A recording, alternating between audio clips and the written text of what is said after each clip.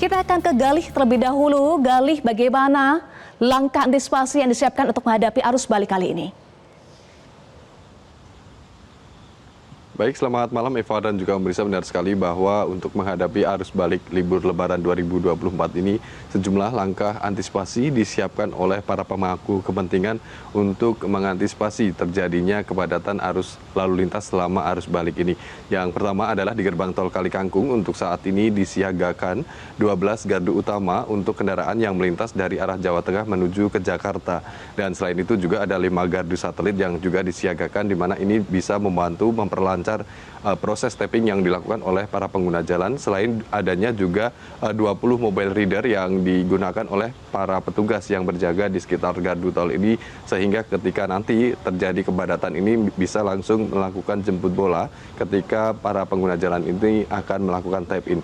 Dan selain itu juga ada one way yang saat ini masih berlaku dari gerbang tol Kalikangkung atau kilometer 414 hingga kilometer 72. Dan one way ini memang dimulai sejak tadi sore pukul 15 waktu Indonesia Barat dan ditandai dengan adanya flag off yang dilakukan oleh para pemangku kepentingan. Di antaranya ada Menko PMK, kemudian Menhub, selain itu juga ada Menteri PUPR dan Kakor Lantas Polri. Dan memang untuk one way ini tadi dimulai dengan adanya sterilisasi mulai dari pukul 13 waktu Indonesia Barat, kemudian setelah dilakukan sterilisasi selama 2 jam, kemudian pada 15 waktu Indonesia Barat ini benar-benar dilakukan flag off sehingga para pengguna jalan dari arah Jawa Tengah menuju ke Jakarta ini bisa melintas di jalur tol Trans Jawa ini tanpa hambatan. Dan selain itu juga ada kebijakan yang berlaku untuk para ASN, maksud kami, yang mana ada pemberlakuan WFH yang mana dimulai dari tanggal 16 hingga 17.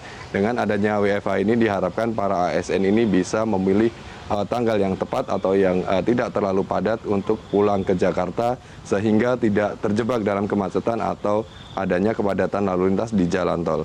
Selain itu juga ada potongan tarif tol sebanyak 20% yang rencananya akan diberlakukan pada tanggal 17 hingga 19 April 2024. Dengan adanya potongan tarif tol ini diharapkan para pengguna jalan ini juga bisa memilih hari yang lain atau menghindari kepadatan lalu lintas di jalan tol, yang oleh karena itu ada alternatif pilihan tanggal sehingga mereka bisa melakukan perjalanan dengan leluasa, nyaman, dan selamat sampai tujuan. Dan selain itu juga ada pemetaan daerah rawan kepadatan yang dilakukan oleh para pemangku kepentingan.